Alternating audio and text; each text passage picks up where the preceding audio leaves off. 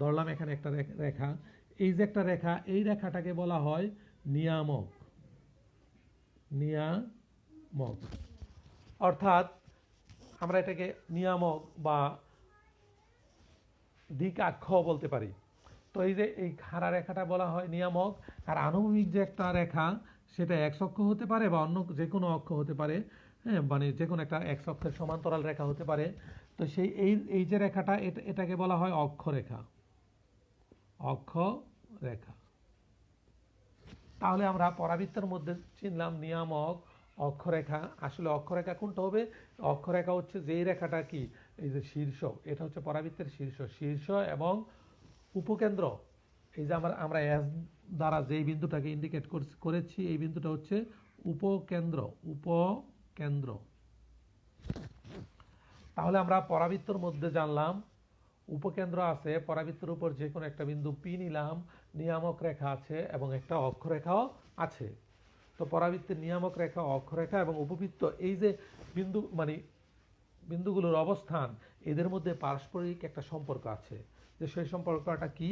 ধরো এই এস থেকে যদি দূরত্ব চিন্তা করি, এখানে এস পি দূরত্ব, এবং এই পি থেকে নিয়ামকের উপর একটা লম্ব যদি আঁকি আমরা এম পি এম, তাহলে এখানে দুইটা দূরত্ব পেলাম, এসপি এবং পিএম। এই এসপি ইস টু পিএম, অর্থাৎ এদের যে অনুপাত, অর্থাৎ এসপি বাই পিএম, এই যে এদের যে একটা অনুপাত, এই অনুপাতটা এই বিন্দুর সঞ্চারপথের যে সকল বিন্দুর জন্য এই অনুপাতটা কি একটা ধ্রুব। কিন্তু উপবৃত্তের পরাবৃত্তের ক্ষেত্রে সেই ধ্রুবটার মান হচ্ছে কি 1, আর উপবৃত্তের ক্ষেত্রে এই ধ্রুবকের মান হচ্ছে ইসেন্ট্রিসিটি, উৎকেন্দ্রিকতা দ্বারা উপবৃত্তে বোঝানো হয়। তাহলে এখানে কি পরাবৃত্তের ক্ষেত্রে এই ধ্রুবের মান কত? 1 পেলাম। তো এখন দেখো আমরা যে জিনিসটা আসলে বুঝাইতে চাইতেছি, দেখো এস এবং পি, এই এস পি দূরত্ব এবং পি এম দূরত্ব, এই যে দুই বিন্দুর দূরত্ব, এই দুই বিন্দুর দূরত্বের অনুপাত সর্বদা কি ধ্রুব, মানে 1। যদি একটা বিন্দুর সঞ্চারপথ এমন হয় যে একটা নির্দিষ্ট বিন্দু, সেই নির্দিষ্ট বিন্দুটা হচ্ছে এস নির্দিষ্ট, আর ওই বিন্দুর সঞ্চারপথটা হচ্ছে এই যে সঞ্চারপথ, এর মধ্যে যে কোনো একটা বিন্দু পি নিয়েছি। তো বলছে যদি একটা নির্দিষ্ট বিন্দুর দূরত্ব এমন হয় যে সঞ্চারপথ এমন হয় যে একটা নির্দিষ্ট বিন্দু থেকে এর দূরত্ব এবং একটা নির্দিষ্ট রেখা থেকে এর দূরত্বের অনুপাত সর্বদা সমান বা স্থির থাকে, তাহলে সেটাকে বলা হয় কি উপবৃত্ত, পরাবৃত্ত, অর্থাৎ সেটাকেই বলা হয় কণিক পরাবৃত্ত, যার আরেক নামই হচ্ছে কি কণিক। তাহলে আমরা কি অলরেডি কণিক কাকে বলে সংজ্ঞাটা মানে বের করে ফেললাম, যে কি, যে কোনো একটা বিন্দুর সঞ্চার পথ যদি এমন হয় যে একটা নির্দিষ্ট বিন্দু থেকে এর দূরত্ব এবং ওই বিন্দু একটা নির্দিষ্ট রেখা থেকে এর দূরত্বের অনুপাত সর্বদা কি সমান বা স্থির সংখ্যা বা ধ্রুব থাকে, তাহলে তাকে কি বলা হয়? কণিক বলা হয়। তাহলে আমরা যে কণিক অধ্যায়টা করতেছি, অলরেডি কণিকের সংজ্ঞা কি জেনে ফেললাম, ঠিক না? তো চলো আমরা কণিকের সংজ্ঞা যেহেতু জেনেছি, এখন কণিকের একটা প্রথম পার্ট যেটা আছে সেটা, অর্থাৎ আমাদের 6 এর মধ্যে যে আলোচ্য বিষয় সেটা হচ্ছে পরাবৃত্ত। তো এই পরাবৃত্ত নিয়ে আলোচনা করব। তো পরাবৃত্তের অলরেডি কিন্তু আমরা একটা ডায়াগ্রাম এঁকে ফেলেছি। তো এই ডায়াগ্রামের মধ্যে এই যে একটা উপকেন্দ্র, এর একটা স্থানাঙ্ক আছে। তো এই স্থানাঙ্কটা কত জানি না, সেজন্য এটাকে আমরা কি A0 দ্বারা প্রকাশ করা হয়, উপকেন্দ্রের স্থানাঙ্ক। তো তোমরা অলরেডি ষষ্ঠ অধ্যায় তোমাদের যেই আমাদের পাঠ্য করেছিলাম যে বই, ওই বইয়ের মধ্যে একটা চার্ট দেয়া আছে। তো তুমি চাইলে ওই চার্টটা বের করে নিতে পারো, যে এই চার্টটা হচ্ছে যে তোমাদের বইয়ের 195 পেজ, হয়তো এদিক সেদিক হইতে পারে অনেক বইও, হ্যাঁ, যাই হোক। তাহলে এই যে উপকেন্দ্র, এটা হচ্ছে কি A0 পেলাম। তো এখন একটু একটু ভালোভাবে খেয়াল করো, উপকেন্দ্র পেলাম, তো এর সঞ্চারপথের যে কোনো একটা বিন্দু পেলাম এবং নিয়ামকের উপর একটা লম্ব পিএম পেলাম। তাহলে পরাবৃত্তের সমীকরণটা কেমন হবে? তো পরাবৃত্তের আদর্শ সমীকরণ হচ্ছে, দেখো আদর্শ সমীকরণ y² সমান 4ax।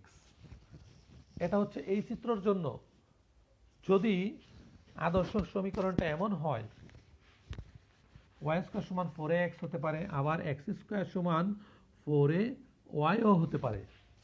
যদি এক্স স্কোয়ার সমান 4ay হয় তখন কি করবে?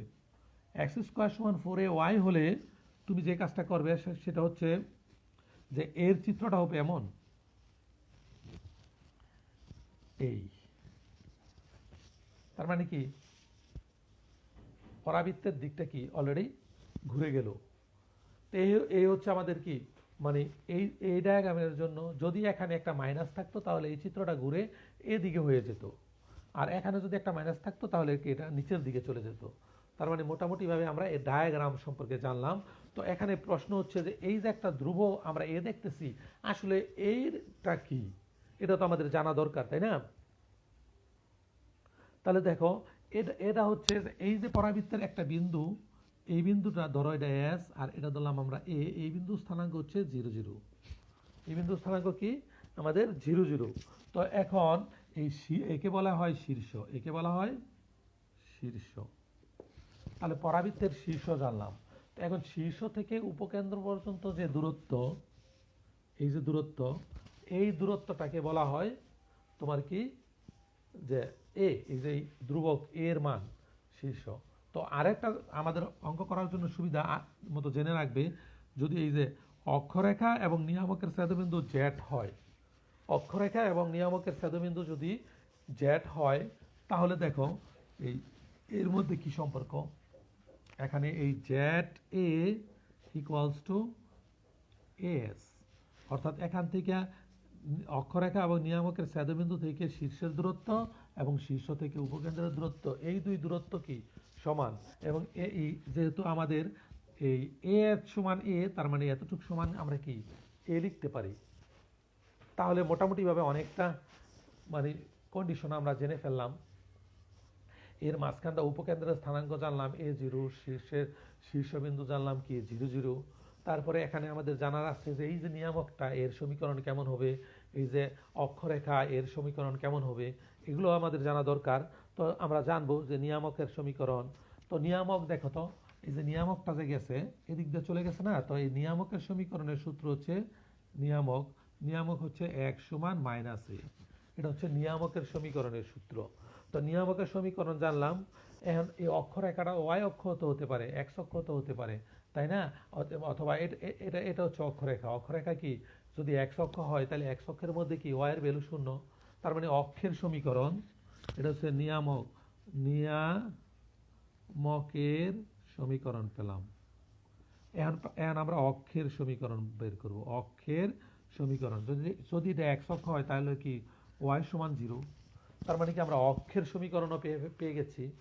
তো নিয়ামক এবং অক্ষরেখা এবং অক্ষের সমীকরণ অলরেডি পেলাম। তো এখন আমরা সামনে চলে যাব। তাহলে দেখো নিয়ামক অক্ষের সমীকরণ পেলাম। এবার দেখো যে এই যে উপকেন্দ্রিক দূরত্ব, উপকেন্দ্রিক লম্বের দৈর্ঘ্য, যদি এখান থেকে একটা লম্ব আঁকো তাহলে কি এই লম্বের দৈর্ঘ্য দরকার আছে না আমাদের? এই যে এই লম্বের দৈর্ঘ্য, উপকেন্দ্রিক লম্ব, হ্যাঁ, এরকম অনেক সূত্র আছে। তুমি চাইলে কি তোমাদের বইয়ের মধ্যে সূত্রের যে চারটা আছে, তো তুমি যদি উপকেন্দ্রিক লম্ব বের করতে চাও, তো উপকেন্দ্রিক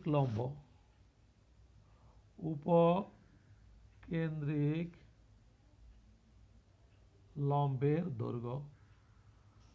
দৈর্ঘ্যের সূত্র হচ্ছে 4a। আবার উপকেন্দ্রিক লম্বের সমীকরণ কি? সমীকরণ হচ্ছে x সমান a। এরকম অনেকগুলো সমীকরণ আমরা মানে কি পেতে পারি। তো উপকেন্দ্রিক লম্ব এবং যদি কয় শীর্ষবিন্দুতে স্পর্শকের সমীকরণ আঁকো তাহলে সেটাও আঁকতে পারো। এই হচ্ছে আমাদের শীর্ষবিন্দু। এই শীর্ষবিন্দুতে যদি তুমি একটা স্পর্শক আঁকো তাহলে কি সেটা লিখতে পারো এখানে শীর্ষ বিন্দুতে স্পর্শকের সমীকরণ। দেখো তো শীর্ষবিন্দুতে স্পর্শক মানে কি সেটা ওয়াই অক্ষ হতে পারে, যদি মানে কি এটা মানে কি ওয়াই অক্ষের সমান্তরালে হতে পারে। যদি ওয়াই অক্ষ হয় তার মানে কি ওয়াই অক্ষে এক্স এর ভ্যালু 0, এজন্য কি শীর্ষবিন্দুতে স্পর্শকের সমীকরণ x সমান 0। মোটামুটিভাবে এই সূত্রগুলোই কি আমরা অঙ্কের মধ্যে অ্যাপ্লাই করব। তো মোটামুটি আশা করি যে তোমরা বুঝতে পেরেছো। এখন যদি আমাদের সমীকরণটা স্ট্যান্ডার্ড ফর্মটা এটা না থেকে যদি এটা থাকতো এক্স স্কোয়ার সমান 4ax, যদি এমন থাকতো এক্স স্কোয়ার সমান 4a ওয়াই যদি থাকতো, তাহলে কি করতাম? দেখো সম্পূর্ণ সমীকরণটা কি ঘুরে গেছে না? ওয়াই ছিল প্রথম, ওয়াই চলে গেছে শেষে, এখানে এক্সের উপরে ওয়াইয়ের উপরে স্কোয়ার ছিল, এখানে এক্স স্কোয়ার উপরে স্কোয়ার, এক্সের উপরে স্কোয়ার। তাহলে এখন কি করব? তো এখন যে কাজটা করব সেটা হচ্ছে যে তোমার এখন আমাদের মানে যে করণীয় সেটা হচ্ছে যে এই যে সমীকরণগুলো পেলাম, এই সমীকরণগুলোকে কি উল্টিয়ে দিলেই কি সমীকরণ হয়ে যাবে? এই সমীকরণের এখানে উপকেন্দ্র আছে এ জিরো, তখন কি জিরো এ হয়ে যাবে, যেহেতু এক্স চলে গেছে, মানে কি এখানে এক্স প্রথমে এসে পড়েছে, ওয়াইয়ের জায়গায় এক্স চলে গেছে, এক্সের জায়গায় ওয়াই চলে গেছে, অর্থাৎ সম্পূর্ণ সমীকরণটা ঘুরে গেছে। তাই এর অন্তর্ভুক্ত যে সাইনগুলো আছে অর্থাৎ স্থানাঙ্কগুলো আছে সেগুলো কি চেঞ্জ হয়ে যাবে। তো এরকমভাবে সূত্রগুলো দেয়া আছে। তো যাই হোক, আমরা মোটামুটিভাবে একটু সূত্র নিয়ে আলোচনা করলাম। তো এখন আমরা যে কাজটা করব সেটা হচ্ছে যে এখন অঙ্কে চলে যাব। হ্যাঁ, তো প্রত্যেকেই যার যার নির্ধারিত পাঠ্য বই আছে ওই পাঠ্য বই বের করো। আমরা মূল অঙ্কে চলে যাই। 6 এ অর্থাৎ পরাবৃত্ত নিয়ে আমরা আজকে আলোচনা করব, পরাবৃত্তের বিভিন্ন কন্ডিশন নিয়ে।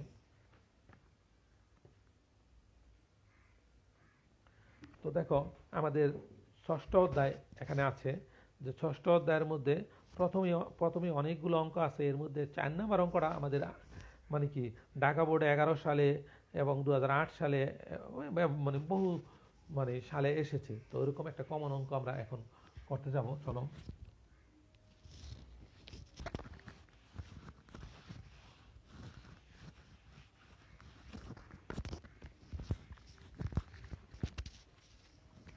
তো আমরা এখন কণিকের পরাবৃত্ত নিয়ে করতেছি। পরাবৃত্ত 6 এ নিয়ে কাজ করব। তো দেখো 6 এর একের কত নাম্বার করব? দেখো তোমরা প্রত্যেকে যার যার বই নাও। আমরা এখানে 6 এর মানে 1-এর 4 নাম্বার অঙ্কটা করব।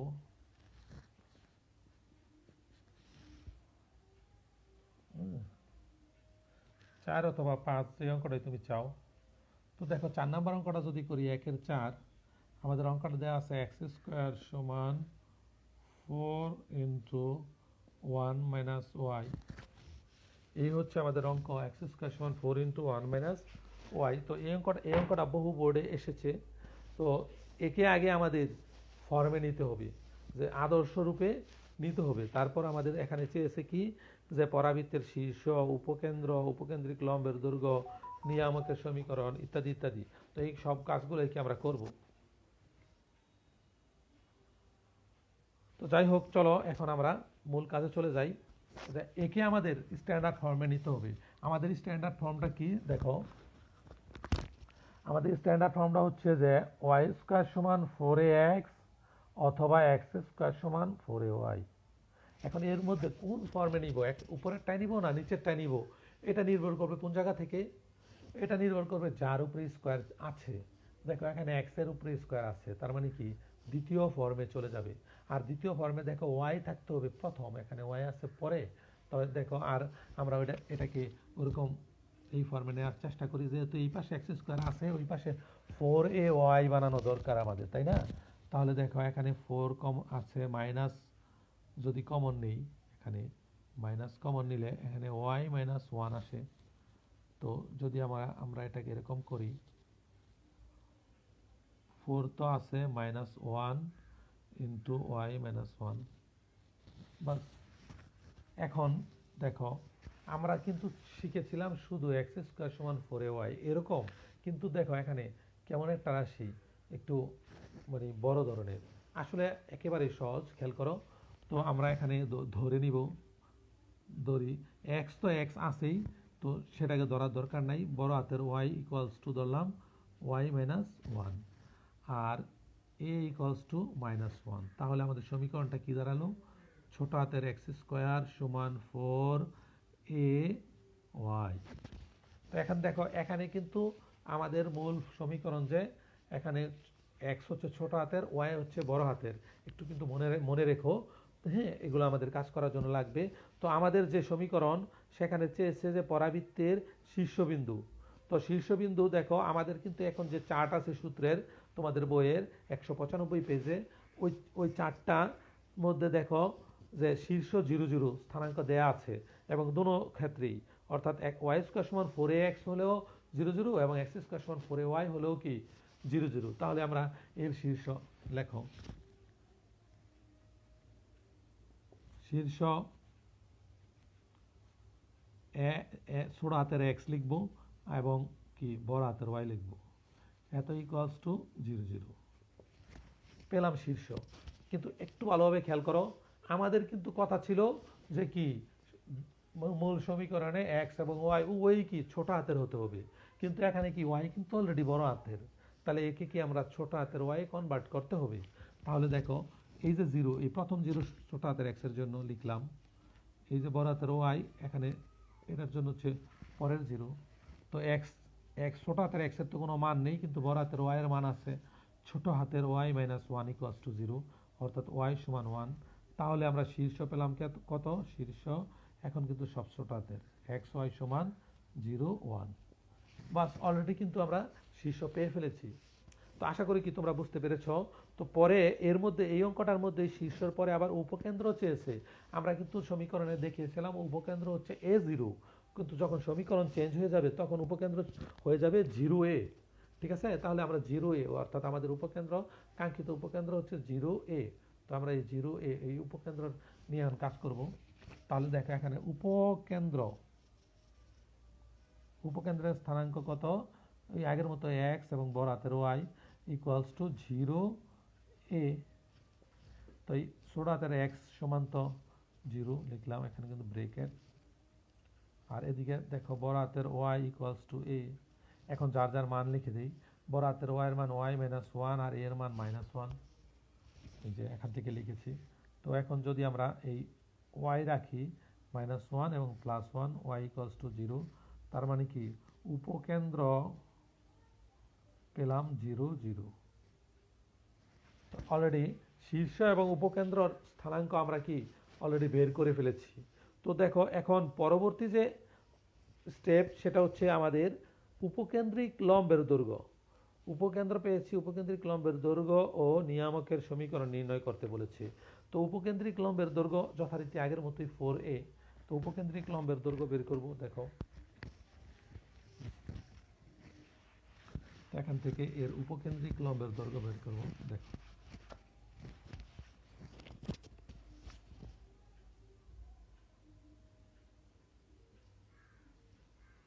উপকেন্দ্রিক লম্বের দৈর্ঘ্য সমান কত, 4a, এবং যেহেতু দূরত্ব সেটা অবশ্যই পরম মান দিয়ে হবে, তাহলে 4 লিখলাম, এর মান -1, পরম মান দিলাম, তার মানে কি 4।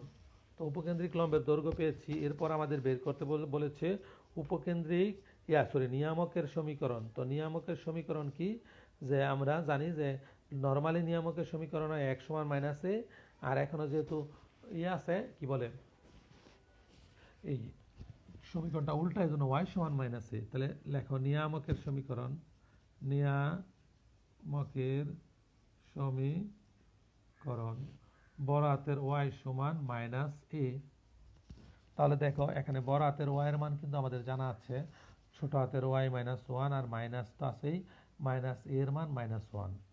তাহলে দেখো এই মাইনাস মাইনাসে প্লাস, এই পাশে আনলে y -1 এবং -1 equals to 0, y -2 equals to 0।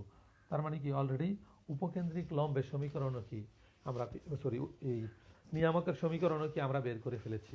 তো আশা করি কি অঙ্কটা বুঝতে পেরেছ।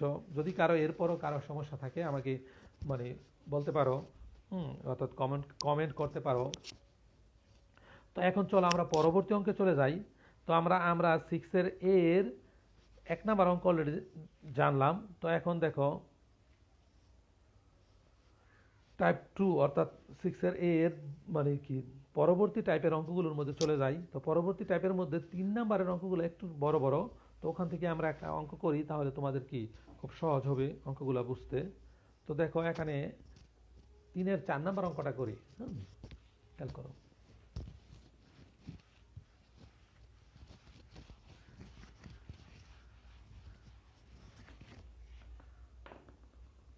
আচ্ছা 3 4 চেয়ে সবচেয়ে বেশি ভালোই বেটার হবে আমি যদি 6 নাম্বার অঙ্কটা করি, তাহলে তোমাদের বুঝতে খুব সহজ হবে। দেখো তাহলে 3/6, 3/6, 3/6 এখানে দেয়া আছে 3y² 4y plus 3x minus 5 equals to 0। হ্যাঁ, কত, সরি একটু ভুল লিখছি, আমি লিখতে লিখতে লিখে ফেলেছি। দেখো এখানে আছে আমাদের 6-এর মধ্যে 3y² minus 10x minus 12y minus 18 equals to 0। আর 3y² minus 10x minus 12y minus 18, এই হচ্ছে আমাদের 6 নম্বর অঙ্ক। তো এখন দেখো আমাদের কিন্তু আগেই বলা ছিল যার উপরে স্কোয়ার আছে সে থাকবে বাম পাশে, আর স্কোয়ার ছাড়াগুলো চলে যাবে ডান পাশে।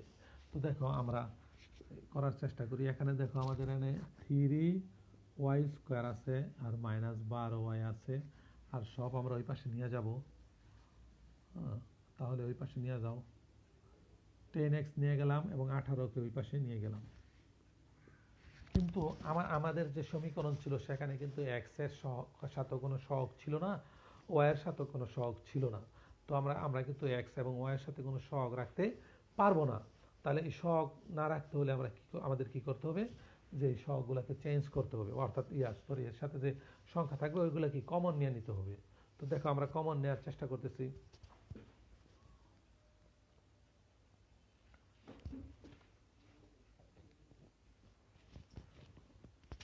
তো যাই হোক, দেখো এখানে আমরা যে কাজটা করতেছি, এখান থেকে যদি আমরা 3 কমন নেই তাহলে y² মাইনাস 3×4 12y সমান 10x প্লাস 18 লিখলাম। একটু ভালোভাবে খেয়াল করো, 3 তো আছে লিখলাম, y², এখানে 2 এর সূত্র সাজালে 2y ইন্টু 2 অর্থাৎ 4 হয়ে গেছে। তো অতিরিক্ত b² আনার জন্য 2 এর উপরে স্কোয়ার দিলাম। তাহলে কি বুঝতে পেরেছ যে y² মাইনাস 2x 2y 2 এবং y² মানে এখানে তাহলে কোন জিনিসটা আমরা বেশি লিখেছি ওই জিনিসটা একটু খেয়াল করো। এই 2 এর উপরে 4 বেশি লিখেছি, তাই না? আসলে কি 4, এই 3 কোথায় যাবে, 3×4 12 বেশি লিখেছি। তো 12 কি ওই পাশেও যোগ করে দিয়ে দিব। দেখো 30x প্লাস 18 তো আছেই, অতিরিক্ত 12 এখানে যোগ করে দিলাম।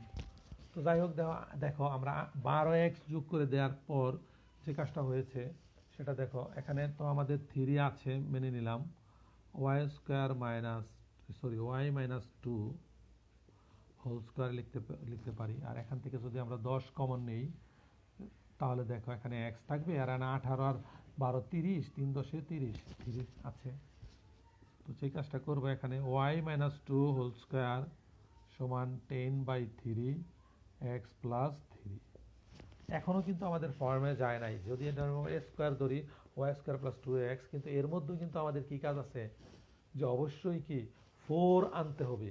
এই 4 আনার জন্য যে কাজটা করব দেখো, তো দেখি তোমরা কে কি কমেন্ট করেছো বা শেয়ার করেছো কিনা। যাই হোক, এখন দেখো y মাইনাস 2 হোল স্কোয়ার লিখলাম। এখন যে কাজটা আমরা করব, এখানে যদি আমরা 10কে 2 লিখি তাহলে এখানে 5/6 লিখি, তাহলে কি এখানে 4 লেখা যায়। দেখো যদি আমরা কাটাকাটি করি, এখানে 3 হবে আর 2 থাকবে, 5 দুগুণে 10, কমও বেশি লিখি নাই বেশিও লিখি নেই। তাই এখানে x প্লাস 3 প্লাস আমাদের কি মোটামুটিভাবে 4 এসে পড়েছে। এটা যদি y ধরি, এটা যদি x ধরি, তাহলে কি একটা ফর্মে চলে আসবে। তো দেখো এখন ধরি বড় হাতের y সমান y মাইনাস 2, আর বড় হাতের x সমান x প্লাস 3, আর a সমান 5/6। তাহলে দেখো আমরা কিন্তু অলরেডি কি করলাম, যে ধরে একটা নির্ধারিত সমীকরণে চলে গেলাম। দেখো এখানে y² সমান 4ax, x এবং y উভয়ই কি বড় হাতের পেলাম। তো যাই হোক, বড় হাতের পেয়েছি, কোনো সমস্যা নাই। তো আমরা কি আমাদের প্রশ্নে চেয়েছে কি, যে সমীকরণের শীর্ষ উপকেন্দ্রিক লম্বের দৈর্ঘ্য ও সমীকরণ এবং অক্ষের সমীকরণ ও নিয়ামকের সমীকরণ নির্ণয় করো। তো আমরা এইগুলাকে নির্ণয় করার চেষ্টা করব। তো চলো এখন যে কাজটা করব, তো আমাদের প্রথম চেয়েছে হচ্ছে পরাবৃত্তের শীর্ষবিন্দু। তাহলে দেখো শীর্ষ, শীর্ষ বড় হাতের এক্স বড় হাতের ওয়াই ইকুয়ালস টু কত 0 0। তো শীর্ষ কিন্তু আমরা এক্স কমা ওয়াই পেলাম 0 0, তার মানে বড় হাতের X equals to 0, Y equals to কি 0। তো এই এক্স এর মান কিন্তু আসলে এক্স না, এক্স এর মান হচ্ছে X plus three, X plus three equals to 0, X সমান -3। আবার ওয়াই এর মান Y minus two equals to 0, Y সমান 2। তার মানে শীর্ষ পেলাম কত, শীর্ষ পেলাম -3 2, -3 এবং 2। তার মানে অলরেডি আমরা শীর্ষ পেয়ে ফেলেছি। তো এইভাবে কিন্তু আমরা অন্য অন্য সমীকরণও বের করতে পারি। তো চলো আমরা এখন উপকেন্দ্র বের করে দেখাই। উপকেন্দ্র এই আমরা বুঝলাম।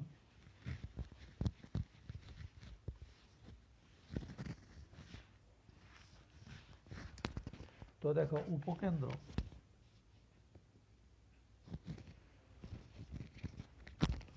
উপকেন্দ্র উপকেন্দ্র স্থানাঙ্ক আমরা জানি X comma Y equals to a0। তো এক্স সমান এ আর বড় হাতের ওয়াই সমানও 0। তো বড় হাতের এক্স এর মান হচ্ছে এক্স প্লাস থ্রি আর এর মান হচ্ছে 5/6। তো যথারীতি আমরা যদি 6 দিয়ে গুণ করি তাহলে এখানে হয় 6x আর এখানে 3 6 18 ইকুয়ালস টু 5 6x। তো এখান থেকে 18 5 চলে গেলে 13 ইকুয়ালস টু 0। হ্যাঁ সরি, যদি আমরা এখান থেকে স্থানাঙ্ক বের করবো তো তাহলে আমরা একটা কাজ করতে পারি, এভাবে না করে আমরা শুধু এক্সকে রেখে বাকিগুলো ওই পাশে নিয়ে যাই 5/6 - 3। তো দেখো এখানে এক্স আছে 6 লসাগু নিলে 5 আর 3 6 18, এক সমান তাহলে থাকে কত -13/6। সেম ঘটনা এখানে ওয়াই সমান 0। তো ওয়াই এর মান কিন্তু already Y -2, Y -2 equals to 0, Y সমান 2।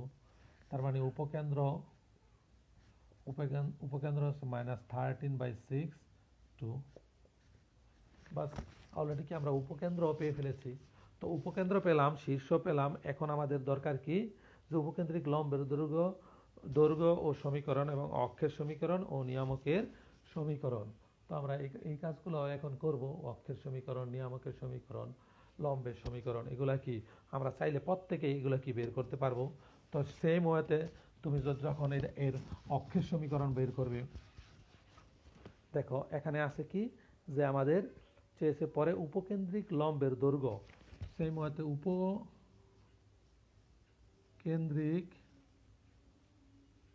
লম্বের দৈর্ঘ্য সমান 4a। তো a সমান কিন্তু আমরা অলরেডি পেয়েছিলাম 5/6। তো যদি কাটাকাটি করো 5 দুগুণে 10/6, দ্যাট ইজ অ্যান্সার।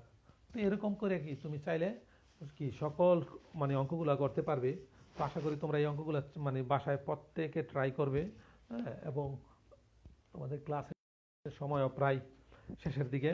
তো এরকম 3-এর অঙ্ক যেগুলো আছে 6 এবং আশা করি যে 1-এর অর্থাৎ পরাবৃত্তের যে সমস্ত অঙ্কগুলো আছে 6-এর এর সবগুলো অঙ্কই তোমরা করতে পারবে। তো আমরা হয়তো 6-এর বি নিয়ে আলোচনা করব।